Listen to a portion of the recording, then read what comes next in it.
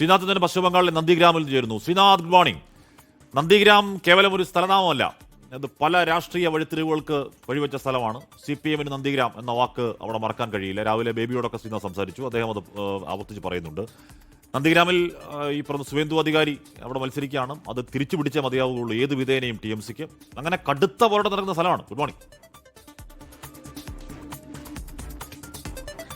Very good morning Hashmi, Asitha. ഞാനിപ്പോൾ ഉള്ളത് നന്ദിഗ്രാമിലെ Nanda Nayak primary സ്കൂളിലാണ്. ഒരു നാട്ടിൻ പ്രദേശമാണ്. ഈ സ്കൂളിലേക്കുള്ള വഴി പോലും ഒരു ചെറിയ ഇടുങ്ങിയ വഴിയാണ്. കാറും മറ്റു വലിയ വാഹനങ്ങളൊന്നും വരില്ല. ആളുകൾ കാൽനടയായും മറ്റുമൊക്കെയാണ്, ചെറിയ സ്കൂട്ടറിലൊക്കെയാണ് ഇങ്ങോട്ടേക്ക് ആളുകൾ എത്തുന്നത്. എന്നാൽ പോലും ഒരു ഭേദപ്പെട്ട പോളിംഗ് തുടക്കത്തിലുണ്ട്. അല്പസമയം മുമ്പാണ് സുവേന്ദു അധികാരി, പ്രതിപക്ഷ നേതാവ്, BJPയുടെ സംസ്ഥാനത്തെ പ്രധാനപ്പെട്ട നേതാവ്, ഒരു മുഖ്യമന്ത്രി പദത്തിലേക്ക് പോലും BJP കണ്ടുവച്ചിട്ടുള്ള വ്യക്തി, അദ്ദേഹം അല്പസമയം മുമ്പ് വോട്ട് ചെയ്തു പോയി. കഴിഞ്ഞ തവണ മമതയെ തോൽപ്പിച്ച് അദ്ദേഹം നന്ദിഗ്രാം പിടിച്ചതാണ്. ഇത്തവണ അത് തിരിച്ചു പിടിക്കാൻ തൃണമൂൽ പരമാവധി ശ്രമിക്കുന്നുണ്ട്. നമുക്ക് കാണാം ഈ ആളുകളെ, പ്രായമായ ആളുകളൊക്കെ എടുത്ത് കൊണ്ടുവന്ന് വോട്ട് ചെയ്യുന്നത്. കഴിഞ്ഞ തവണ ഈ വോട്ടെടുപ്പ് നടന്നപ്പോൾ നന്ദിഗ്രാമിൽ ഏതാണ്ട് 88% പോളിംഗ്, അതായത് കനത്ത പോളിംഗ് നടക്കുന്ന വലിയ ജനാധിപത്യ ബോധം ഇവിടുത്തെ ജനങ്ങൾക്കുള്ള ഒരു ഇടമാണ്. അതുകൊണ്ട് ഇത്തവണയും ആ തരത്തിൽ തന്നെ പോരാട്ടം കണക്കുമ്പോൾ വോട്ടിംഗ് ശതമാനത്തിലും വോട്ടർമാരുടെ എണ്ണത്തിലും ശതമാനത്തിലും ആ ഒരു വർധനവ് ഉണ്ടാകും എന്ന് തന്നെയാണ് നമ്മൾ പ്രതീക്ഷിക്കുന്നത്. രാവിലത്തെ കാഴ്ചകൾ ഭേദപ്പെട്ട ഒരു കാഴ്ച തന്നെയാണ്. ഒരു ചെറിയ ക്യൂ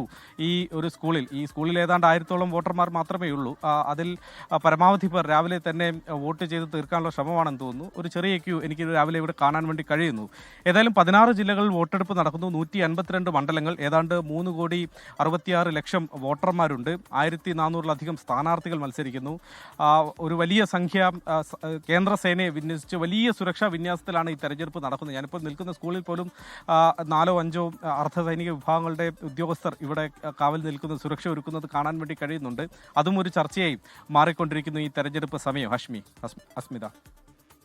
അപ്പോൾ സുവേന്ദു അധികാരി, പ്രഭിതാക്കർ എന്നിവർ നിൽക്കുന്നവർ അവിടെ പോരാടുന്നു. സുവേന്ദു അധികാരി നമുക്കറിയാം TMCയുടെ ഏറ്റവും പ്രധാനപ്പെട്ട നേതാവായിരുന്നു. BJPയിലേക്ക് ഒരു ആ സമയത്ത് ഒരുപാട് കേസൊക്കെ ഉണ്ടായിരുന്നു. TMC അവിടുന്ന് BJPയിലോട്ട് പോയി. BJPയുടെ പ്രധാനപ്പെട്ട നേതാവായി അവിടെ മത്സരിച്ചു. അവിടെ ഇപ്പോൾ നന്ദിഗ്രാം അദ്ദേഹം പിടിച്ചെടുത്തു. വീണ്ടും അവിടെ മത്സരിക്കുമ്പോൾ അത് തിരിച്ചു പിടിക്കുക എന്നുള്ളത് ദീദിക്ക്, മമതയ്ക്ക് അത് അഭിമാന പോരാട്ടമാണ്. അപ്പോൾ അതുകൊണ്ട് അതിൻ്റെ വീറും വാശിയൊക്കെ പോരാട്ടമാണ്. പക്ഷേ സ്കൂളിലോട്ടുള്ള വഴിയൊന്നുമില്ലെന്നാണ് പറയുന്നത്.